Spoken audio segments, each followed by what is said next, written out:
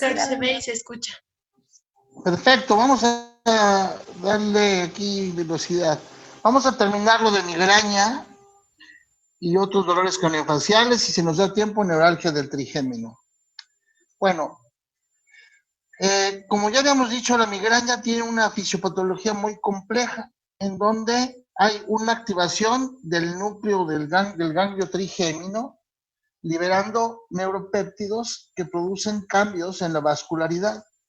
Al mismo tiempo, una actividad produce una hiperemia local y que produce cambios sanguíneos cerebral. Eso es lo que normalmente da la isquemia. Inicialmente en el lóbulo occipital puede llegar al frontal o al parietal e incluso al frontal. De ahí el síntoma el aura visual y sensitiva en la mayor parte de los pacientes. Bueno, esto es así. ¿Qué tenemos que saber? El sistema trigémino vascular es la clave en la modulación del dolor de cabeza. Y participan el mecanismo neuronal eléctrico, pero también los vasos sanguíneos. En el ganglio del trigémino se produce o se liberan unos péptidos vasodilatadores. Estos que están aquí son los más importantes, el que vamos a ver que hay muchos más. Al que le damos mucha fuerza es al péptido relacionado con el gen de la calcitonina, CGRP. Ese es el neurotransmisor vasodilatador más potente identificado en la circulación cerebral y también ayuda liberando histamina. Vamos a ver qué importante es todo esto en la génesis. Aquí está el CGRP. Ha sido hasta ahorita el que se ha identificado con más fuerza que con efecto precisamente vasodilatador y que ocasiona o desencadena el dolor. Bien, entonces, simultáneamente viene una actividad eléctrica y una actividad del ganglio trigeminal que hace que se libere el péptido, aquí está CGRP, llega a los receptores de la pared vascular y produce la vasodilatación. Todas estas áreas que ven aquí, que bueno, no los vamos a ver, pero todas esas tienen que ver en la activación del dolor, o sea que es muy completo. Y como pueden ver aquí, está el trigémino, la liberación precisamente del péptido relacionado con el gen de la calcitonina que busca sus receptores en la pared vascular, produce vasodilatación, que es el mecanismo del dolor que ya vimos, edema perivascular, y eso da el dolor. Vale la pena comentar, el ganglio del trigémino es una estructura del sistema nervioso que no tiene barrera hematoencefálica, de manera que puede haber, así como sale el CGRP muy fácil a los vasos, también pueden entrar algunos medicamentos aquí al nivel del ganglio trigeminal, como por ejemplo los triptanos, de los que vamos a hablar ahorita, y por supuesto los anticuerpos que bloquearán al CGRP. Bueno, entonces, ahí vamos a ver. Estructuralmente, el ganglio del trigémino, ahí ven cómo manda su impulso eléctrico para activar las paredes vasculares a través de la liberación principalmente del CGRP. Y entonces produce vasodilatación. Los videos están encimados, no importa lo que digan, pero lo que quiero que vean es el mecanismo eléctrico y simultáneamente la vasodilatación por la liberación del péptido. Luego un fenómeno de sensibilización en donde se extiende la descarga y la vasodilatación a todo el cerebro.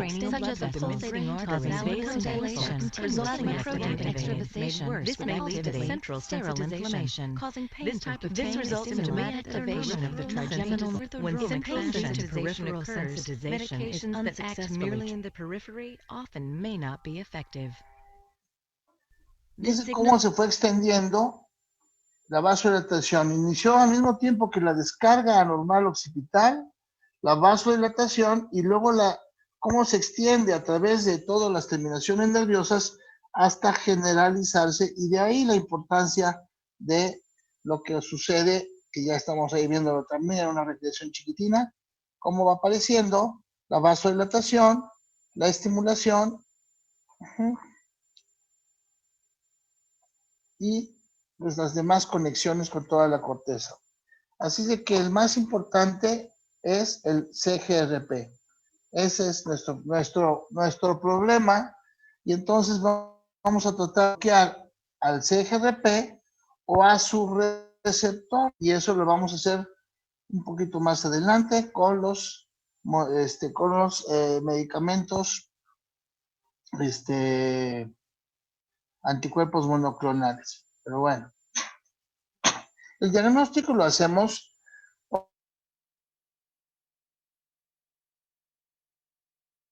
cuando tenemos episódico o paroxístico,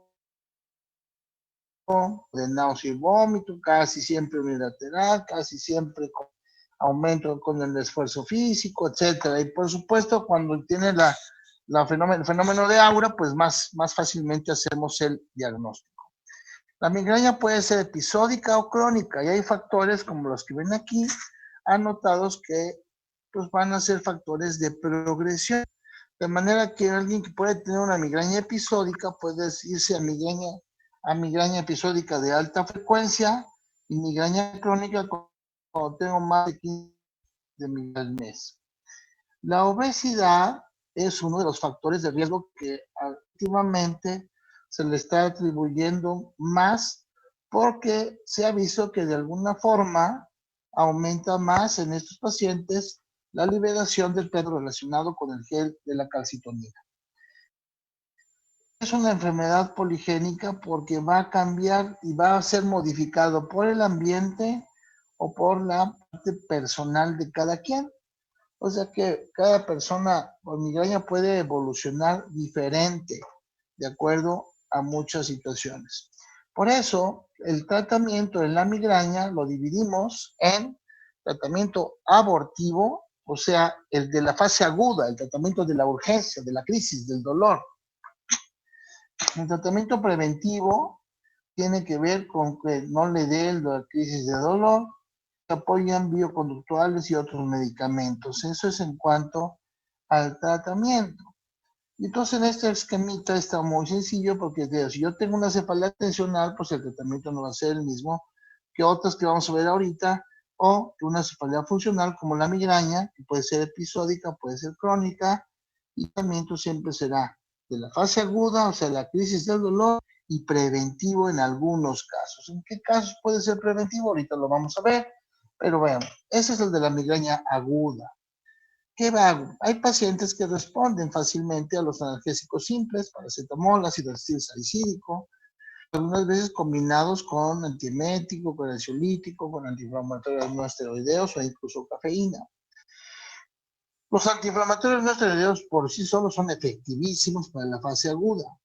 Lo mismo que los ergotánicos, aunque pues, por sus efectos secundarios los usamos menos, porque además son los que también van a ocasionar más dependencia, más abuso de medicamentos analgésicos.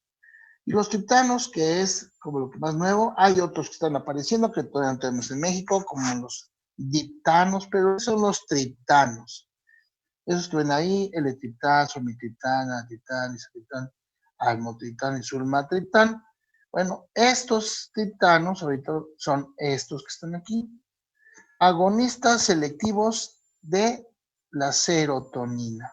Bueno, entonces los triptanos son agonistas de la serotonina. ¿Y qué es la serotonina? La serotonina es una sustancia vasoactiva potente que se encuentra en las plaquetas. Cuando hay cierta adherencia plaquetaria, la serotonina, que es la 5-hidroxitriptamina, por eso está 5-HT, se libera. Una vez libre, busca sus receptores en la pared vascular, no se encuentra y provoca contractura. Si alguien tiene cefalea vascular o se tiene migraña, libera serotonina y la serotonina buscará hacer una contractura y sería un analgésico natural, algo natural, algo pero no es suficiente definitivamente. Entonces, sabemos que en la migraña la fase aguda es vasodilatación. De manera que si yo le doy serotonina a un paciente, va a provocar vasoconstricción y le va a quitar el dolor. Solo que la serotonina como tal, pues es muy amplia. Va a trabajar en todos los receptores. Y entonces el paciente puede ser que ya no tenga migraña, pero puede tener un infarto porque la serotonina llegó y provocó vasoconstricción coronaria, a lo mejor le da un infarto al corazón. Entonces, no se puede utilizar serotonina en general. Vamos a ver, y entonces los triptanos, ¿qué? Bueno, es que ahora sabemos que la serotonina tiene receptores cerebrales y receptores periféricos. Y los receptores cerebrales solo son los 5-HT1. De manera que si yo le diera al paciente serotonina que solo actúe sobre los receptores 5-HT1, que son los cerebrales, no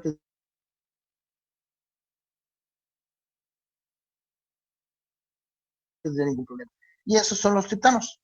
Los triptanos son agonistas selectivos de los receptores 5-HT1 de la serotonina.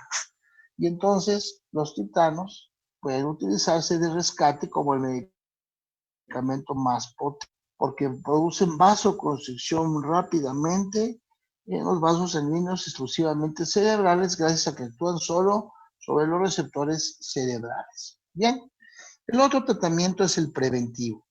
En el preventivo, ya vean, no hay un solo analgésico, beta bloqueadores, antiepilépticos, antidepresivos. Uy, lo vi muy rápido. Entonces, tenemos antihipertensivos, beta bloqueadores, antiepilépticos, antidepresivos, antidopaminérgicos, toxina botulínica y los anticuerpos monoclonales.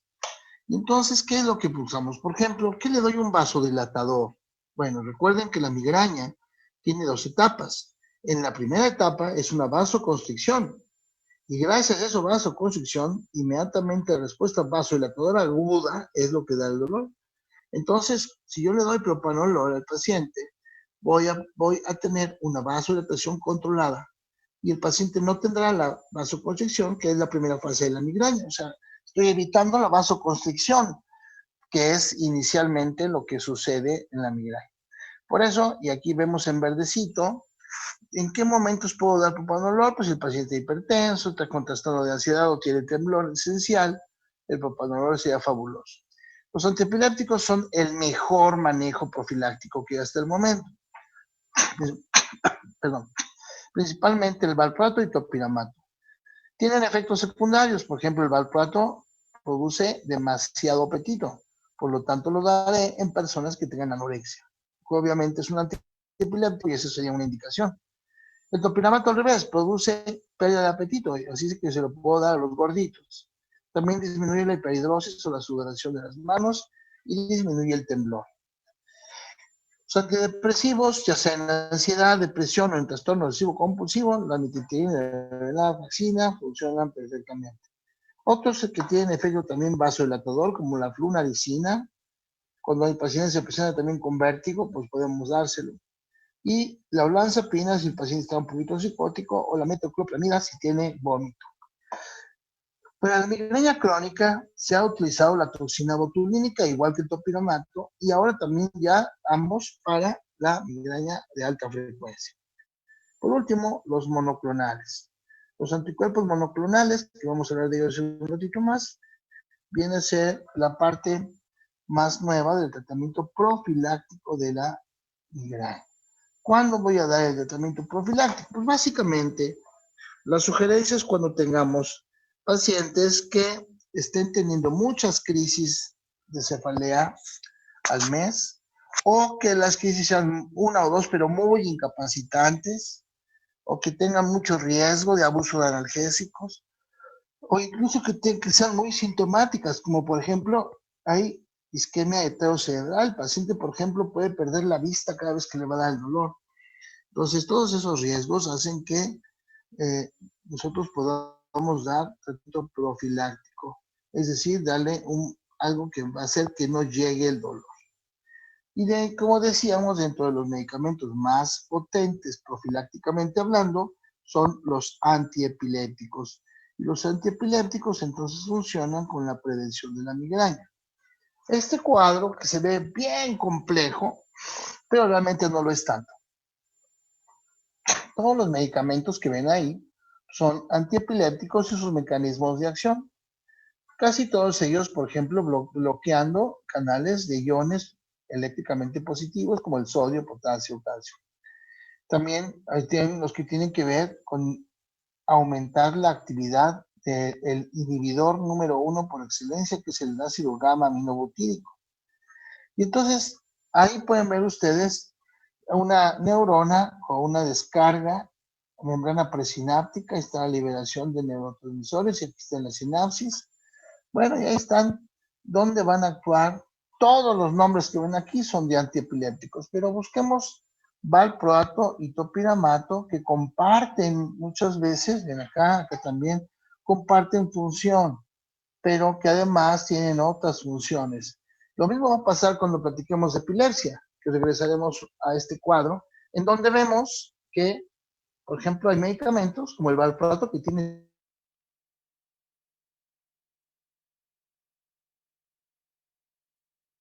tres funciones. Esto es transformación de señales.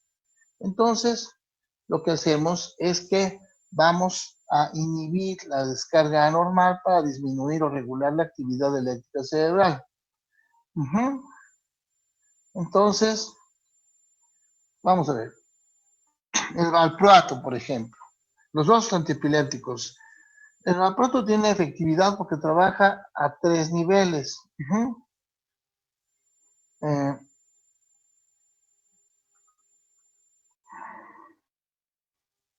Porque es que me está entrando un mensaje.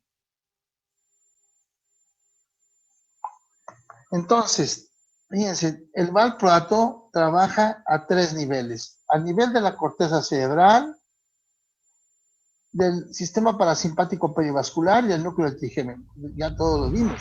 En la corteza cerebral viene la descarga eléctrica normal, suprime el valproato el edema neurogénico, atenúa la transmisión nociceptiva y modifica los neurotransmisores inhibitorios y excitatorios. Es a nivel del ganglio trigeminal o del núcleo trigeminal. Entonces, son 3 funciones diferentes las que tienen los antiepilépticos, en este caso el valproato. Pero esto lo hace muy efectivo y además incrementa los niveles del GABA. Y el otro también efectivo es el topiramato. Vean todo lo que hace el topiramato. Locales del sodio, es agonista del GABA, también baja el bloqueo de los canales de calcio, inhibe la anhidrasa carbónica. Esto hace que se produzca menos líquido cefalorraquídeo, menos presión. También regula la activación de corrientes de potasio, etcétera. Pero, bueno, la modulación del glutamato. El glutamato es un neuromodulador que favorecerá la entrada de calcio, más actividad eléctrica. Todo esto vamos a repasarlo en epilepsia. Bien, pero el topiramato también tiene una cierta inhibición en la liberación del péptido relacionado con el gel de la calcitonina, que ya vimos que es muy importante su función. Regreso aquí para que digamos, bueno, ¿qué es lo que más se usa? O sea, lo que más se usa son los antiepilépticos como profilácticos y ahora los anticuerpos monoclonales. ¿Qué son? Pues eso se produce naturalmente en una sola línea de células B y reconocen al mismo sitio en el mismo antígeno. Estos anticuerpos monoclonales se han utilizado para modificar la enfermedad. Por ejemplo, en la esclerosis múltiple se utilizan como modificadores de la enfermedad, activan el sistema inmunológico y se han utilizado también en el cáncer, en enfermedades infecciosas. De hecho, en la actualidad, algunos de estos se están utilizando para el coronavirus y bueno, no está todavía muy claro que sean efectivos, pero se han estado utilizando. Siempre es importante tener un poquito de idea de dónde vienen los anticuerpos monoclonales. Todos estos tienen que ver con el sistema inmunológico del paciente. Y entonces tenemos aquí una nomenclatura y que de acuerdo a eso es el nombre que se les da. Aquí están estos 4 nombres que ven aquí, son los 4 monoclonales que tenemos ya en la actualidad para migraña, aunque en México nada más ahorita ha aparecido el de hasta abajo, que es el Enumab. Pero bueno, la primera en verde del nombre es un nombre elegido por el fabricante. Él le pone lo que quiere ponerle. Después viene el NE. La segunda línea es el tipo de diana, a dónde va dirigido. Tumores, sistema inmune, bacterias, virus, están las neuronas. El tercer parámetro es de dónde viene, el origen. ¿Es humanizado, es de ratón, es humano o es quimérico? Y por último, la terminación, si es monoclonal o policlonal. Entonces, por eso ven que, por ejemplo, R es el nombre, NU, aquí está, neuronas, U, humano, y MA, monoclonal. Y así todos ellos serían las características de cada uno de los diferentes monoclonales. Hay más de 20 tipos diferentes y además, pues bueno, lo que se ha utilizado es precisamente para muchas patologías y está cambiando la medicina porque si esto se sigue utilizando así, por ejemplo, en esclerosis múltiple, ya vamos a platicar más también de ellos, y cómo ha cambiado la historia de los pacientes con esclerosis múltiple, hacerse una enfermedad que está a punto de ser curable en un buen número de casos. Con esta, vean ahí están, esas bolitas moraditas son el péptido relacionado con el gen de la calcitonina, que da dolor, y ahí están lo que está bloqueando. Todos estos en forma de Y son los monoclonales, y tenemos los que están bloqueando al receptor, ¿sí? Ahí están estos azules, y todos los otros tres tipos, que son los 4 que hay, estos bloquean al receptor y los otros bloquean al péptido como tal. Entonces eso baja la sensibilización, y por eso los monoclonales ahorita que se pone una inyección mensual durante 6 meses están teniendo éxito, se están arrancando, apenas empezamos en enero, febrero a tenerlo en México, pero los estudios ya previos en muchos pacientes en otras partes del mundo nos dicen que los monoclonales como profilácticos de migraña pueden ser utilizados en forma favorable. Entonces, ¿alguna pregunta hasta acá con lo de migraña? Yo tengo una pregunta. Sí, amiga mía. Bueno, es que había leído que para el uso de triptanos necesitamos receta médica. En caso de una crisis aguda, ¿qué tratamiento en un servicio de urgencias estaría más recomendado? Sí, los triptanos no requieren receta médica. Bueno, puede con la misma receta, lo puede comprar el paciente, lo pides, lo compras hasta por teléfono. Los triptanos no requieren receta. Ahora, en un servicio de urgencias, y eso es muy importante, con un paciente que llega con una crisis migrañosa, casi siempre hay que canalizarlo, hay que poner una solución para mantener vena, hay que ver si está vomitando mucho, tenemos que reponer un poquito electrolitos, podemos usar dexametasona intravenosa, eso ayuda a romper un poquito el edema, que ya vimos que hay un edema perivascular, y generalmente podemos inyectar un analgésico común como paracetamol, pero podemos usar un triptano paralelamente. Los que más utilizamos en urgencias son, por ejemplo, el Somitriptan, porque el Somitriptan viene en tabletas que se ponen en la lengua y se absorben rápidamente. No hay triptanos inyectados. En otros países hay inhalados, pero y había uno que era inyectado, pero ahorita ya no hay en México inyectados, así que tienes que ser sublingual. También podemos utilizar un analgésico combinado, un ibuprofeno, un ketorolac, también se puede utilizar, por supuesto. Y medidas generales como colocar hielo en las carótidas, el paso de la carótida para que provoque el frío, un poquito de vasoconstricción, pero generalmente el manejo es así, con analgésico intravenoso como un cetamol o un ketorolaco, y le podemos poner un triptano sublingual y además dexametasona, ¿no? Pero los triptanos no requieren receta, o sea que no hay tanto problema con eso. Gracias. ¿Okay?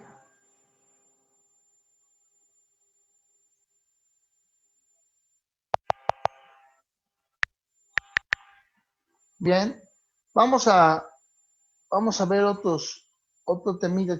Son chiquitos, estos son, yo les digo, los dolores chiquitos, porque son los diagnósticos diferenciales. Seguimos en los dolores craniofaciales y nos va a dar muy bien tiempo, porque estos son, es chiquito y rápido y sencillo. Vamos a hablar de otras o de dolores craniofaciales que también interfieren. No olvidemos que hay 4 mecanismos: vasoacción, inflamación, tracción y presión directa. Entonces, perdón, dentro de ellos vamos a ver varios casos en donde vemos cómo se comportan. Por ejemplo, existe un dolor que se llama dolor facial atípico. Se presenta por lo general en mujeres jóvenes. Es un dolor muy leve, muy discretito, muy chiquito, pero constante.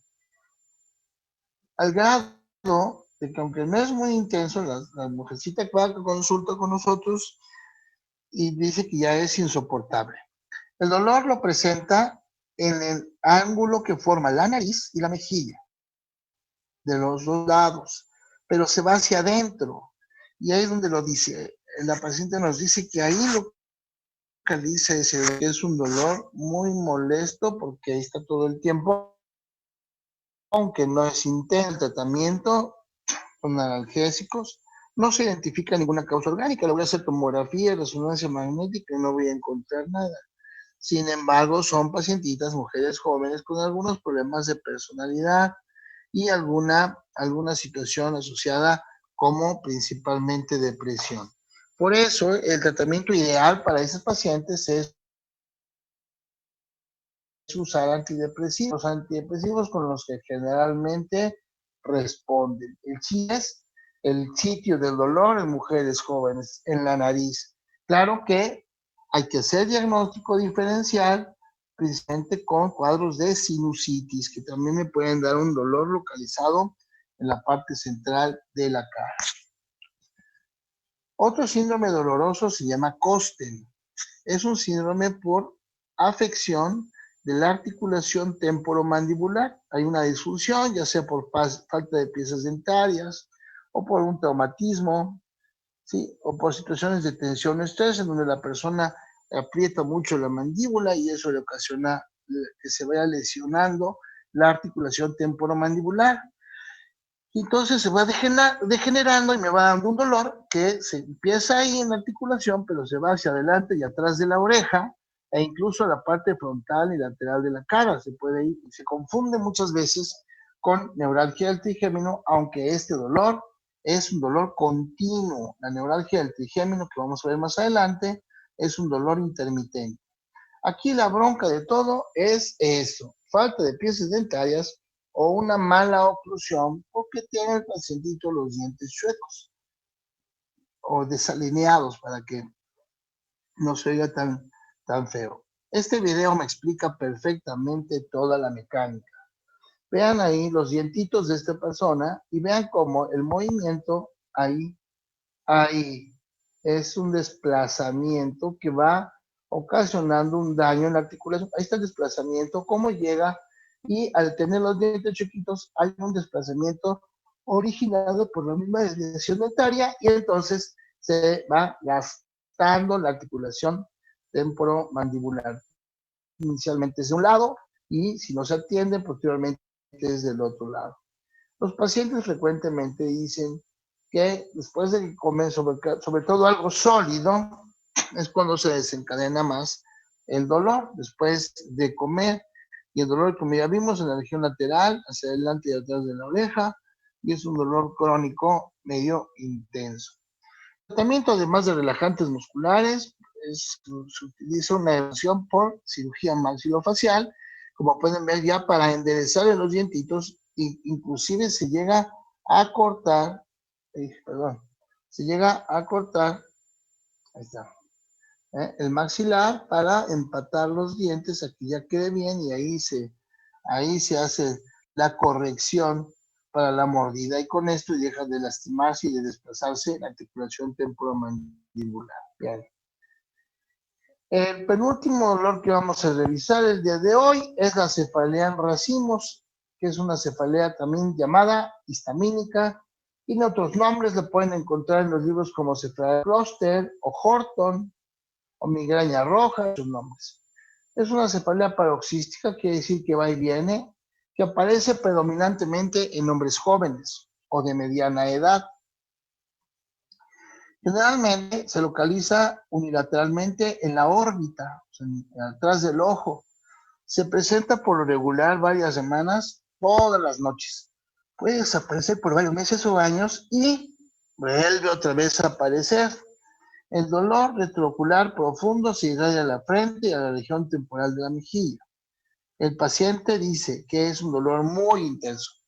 Y yo les digo, de dolores de cabeza es la segunda causa de migraña, la segunda causa de suicidio por dolor, porque los pacientes no aguantan el dolor. Lo más importante y lo que hace el diagnóstico muy fácil de dolor es la sintomatología asociada, porque tiene síntomas asociados con liberación de histamina, como ven acá, liberación de histamina, como por ejemplo taponamiento de fosas nasales seguido de rinorrea, náusea, inyección conjuntival, miosis, tosis palpebral unilateral, hiperemia facial, con duración de varios minutos. Se aprecia también la arteria temporal superficial prominente y sensible y hay hiperalgesia facial. Entonces, no hay duda, cuando veo al paciente con la mitad de la cara roja, hay tosis palpebral, miosis, la arteria temporal superficial muy prominente y muy sensible. El paciente refiere taponamiento nasal y después de un ratito ya rinorrea. Igual que el ojo lagrimea continuamente. Entonces, esas son las características de la cefalea en racimo. A estas personas se les baja el párpado, tosis, miosis, ojo rojo, lagrimeo, etcétera, taponamiento y después rinorrea unilateral. Y todo eso sucede por la liberación de histamina. Para que no se nos olvide, los libros también nos dicen que son personas generalmente exitosas, que trabajan mucho y tienen a lo mejor también una personalidad que se llama león ratón, o sea, muy amables, pero son de personalidad fuerte. Muchos de ellos con tendencia al tabaquismo, es más frecuente en hombres que en mujeres, mucho más frecuente en hombres que en mujeres. Y además de eso, la facies característica de león, sí, facies de león, dicen los libros. Pues la facies de león, pues así con muchas ganas, a lo mejor tenemos como que sí un poco, pero no tanto, bueno, tal vez ese se parece un poco más, pero esa facies de león es la que nos caracteriza o caracteriza a esos pacientes, por supuesto, en edades ya más avanzadas. El tratamiento es igualito que el de la migraña y en la fase aguda, como lo vimos, con esteroides, cortisona, aunque podemos usar también profilácticos como los triptanos, o los, perdón, profilácticos epilépticos, y de la fase aguda como los triptanos. La aplicación de oxígeno también ayuda a disminuir la excitación neuronal y entonces eso favorece también que se quite rápidamente el dolor lo menos posible. Eso es lo que normalmente se hace en la migraña en racimos. A los pacientes, como les da periódicamente, ya saben que tienen que ir por su tratamiento. Se les puede dar prednisona también unas 2 semanas a dosis bajitas y un tratamiento abortivo con triptanos o con algún otro analgésico y se puede dar antiepiléptico por unos 2 o 3 meses para que se quite el evento y vuelva a aparecer dentro de 6 meses, un año o más. Es una cefalea, por eso se llaman racimos, porque da muchos días hasta que se quita y regresa en un tiempo después.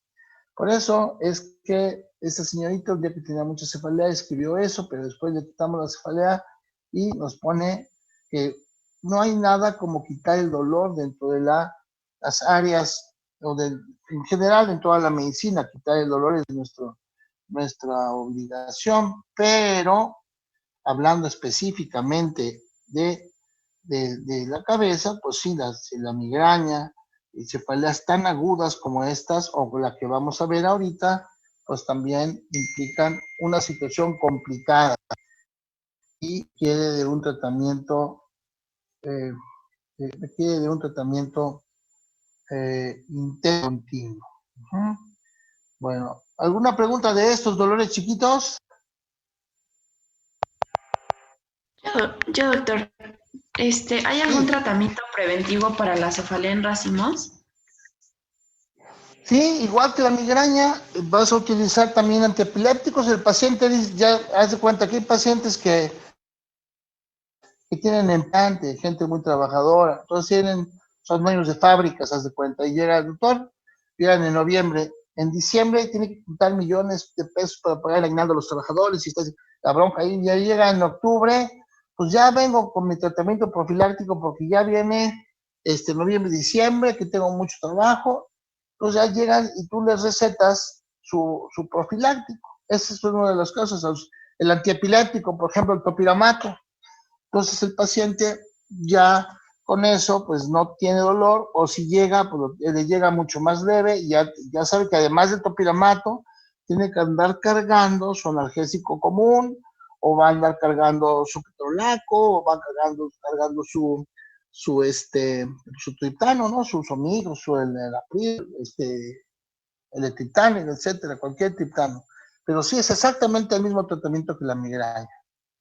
Gracias, doctor. Sí. Bueno, vamos a terminar ya en 9 minutos. Terminamos con la neuralgia del trigémino. Es el dolor más intenso que puede sufrir el hombre. También es a la lista de los dolores craneofaciales. El diagnóstico diferencial realmente es sencillo porque el dolor es totalmente diferente a los que hemos visto ahorita. Sin embargo, también volvemos a ver nuestros mecanismos causantes del dolor: vasodilatación, inflamación, tracción, y este va a ser bastante ahora la presión directa. En nuestras ramas del trigémino, como ustedes recuerdan, tenemos la rama oftálmica superior, la maxilar y la mandibular hasta abajo. La distribución del nervio no solamente cara, también abarca gran parte de la parte lateral de la cabeza, del cráneo, y ahí está, vean la distribución, sobre todo con las terminaciones peridentarias. El neuralgia del trigémino se presenta en personas de edad media y de edad avanzada, o sea, no en niños, es raro en niños, generalmente por ahí de los 28, 30, 40 años y a veces hasta los 60. Consiste en un dolor, palabra paroxístico quiere decir que va y viene, y que se presenta el dolor en la distribución del nervio trigémino, ramas mandibular y maxilar, con duración de segundos. Esto nos da la diferencia. El paciente pega un grito porque le da una descarga eléctrica. Él lo refiere como una descarga eléctrica que lo obliga a hacer gestos o muecas. De ahí el nombre de tic doloso. Es una descarga eléctrica intensa en una o más de las ramas del trigémino, generalmente la 2 y la 3. Es de los dolores más intensos que puede sufrir el hombre. El dolor de tic doloroso es porque hace gestos. Es un dolor quemante, lancinante, intenso, episódico y paroxístico, sobre uno o más de las 3 ramas del trigémino. Se presenta en episodios agudos o crónicos que pueden durar días o meses, con periodos de remisión. A ver, cuando hablamos de agudos o crónicos, no quiere decir que el paciente tiene el dolor intensamente, sino que puede durar meses, vamos a poner 2, 3 meses, en la que el paciente no puede hablar así sin abrir la boca. La boca le da descarga. O en otras circunstancias, cuando se lava los dientes, cuando se rasura, cuando mastica al comer, al tomar agua, al hablar, etc. Estos son desencadenantes. Igual que si se toca o se roza, las zonas que ven ahí que se llaman zonas gatillo. Esas, simplemente un algodoncito en la piel, ustedes le irritan tantito la piel con un algodoncito y viene la descarga terrible. Por eso es que cuando es crónico, a lo mejor el paciente lleva 2 meses ya casi sin hablar y con mucha dificultad para comer y para rasurarse y todo porque le desencadena la crisis. Entonces, normalmente no hay alteraciones de la movilidad ni tampoco de la sensibilidad. O sea, me refiero, no pierden sensibilidad en las ramas del trigémino, Es normal la sensibilidad, pero viene la crisis de dolor. Bien, el mecanismo del dolor paroxístico tiene dos posibilidades en cuanto a la etiología, y tiene que ver mucho con la cercanía del nervio trigémino con vasos sanguíneos de muchas estructuras por acá. Pues tengo dos etiologías, la etiología idiopática y la etiología sintomática, o sea, como síntoma de otra enfermedad. Aunque aquí en este caso la etiología idiopática no es tan idiopática, porque sí se conoce. Se debe a la compresión, aquí se me fue una ojo, a la compresión de las fibras del trigémino por la presencia del tortuoso, generalmente la arteria cerebelosa anteroinferior. Aquí vean la flechita, me está enseñando la arteria, que está aquí es el nervio del trigémino. Entonces,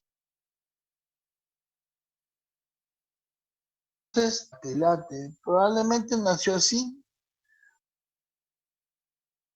pero la persona, pues con el paso de los años, después de un 30, 40 años de estar latiendo la arteria siempre sobre el nervio, sobre todo si a últimas fechas a lo mejor el paciente ha referido un poco de hipertensión arterial.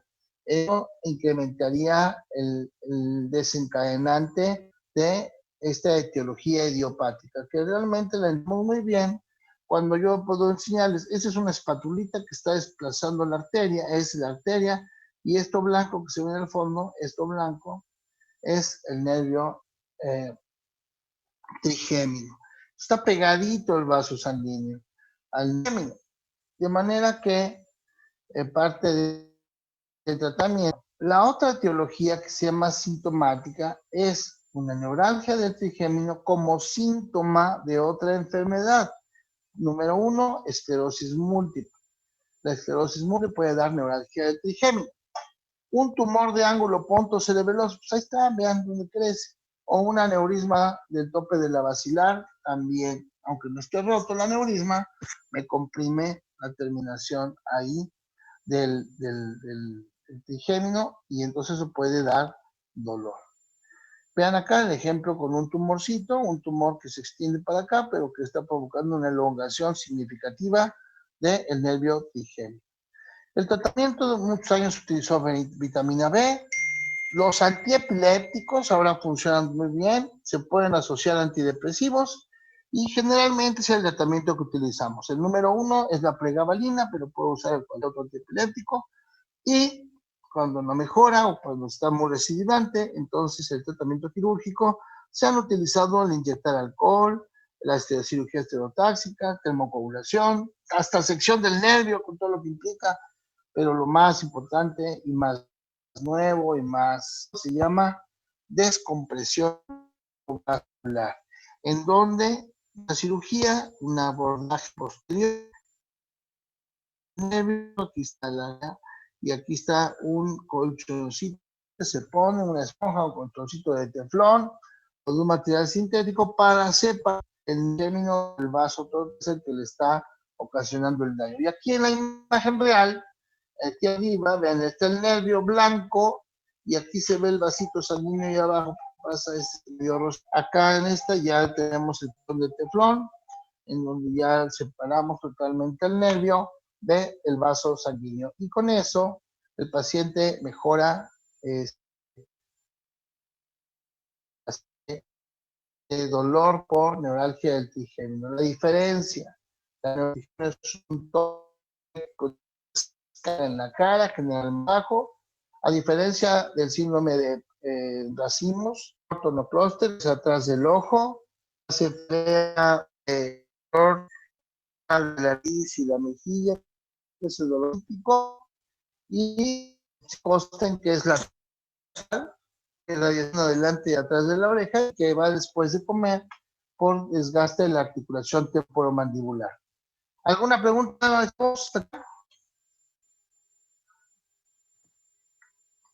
Doctor, ¿podría repetir lo de la descompresión? Es que, bueno, internet se traba un poquito y ya no lo puedo escuchar bien. Sí, claro.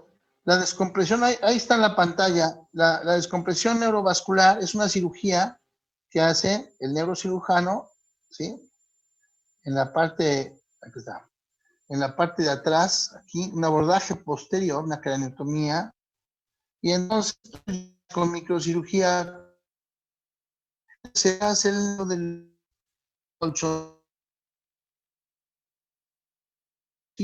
de teflón para que la arteria no irrite.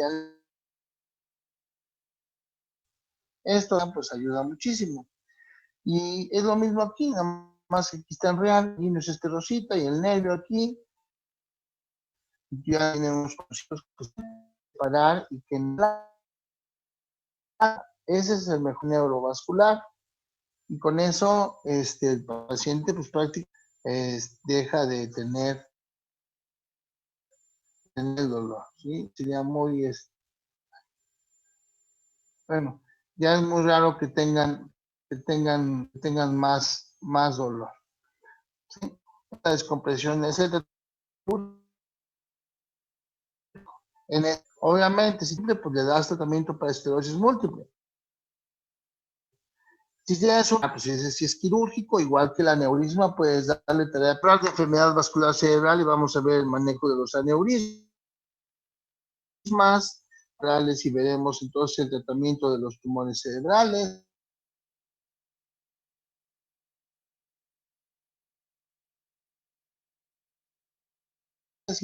¿Algo más, chavos?